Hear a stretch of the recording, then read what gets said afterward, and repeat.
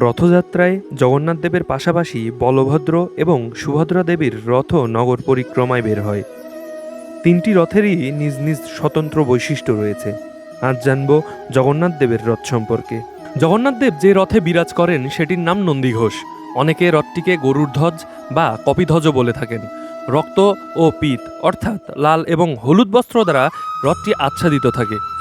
রথের 16টি চাকা চন্দ্রের 16টি কলার প্রতীক, কারণ রথে আরোহী 16 কলাযুক্ত জগৎমোহন হলেন পূর্ণ ব্রহ্মের পূর্ণ প্রকাশ।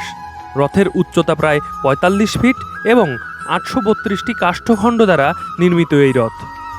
রথের উপরে উড্ডীন পতাকাটির নাম ত্রৈলোক্যমোহনী।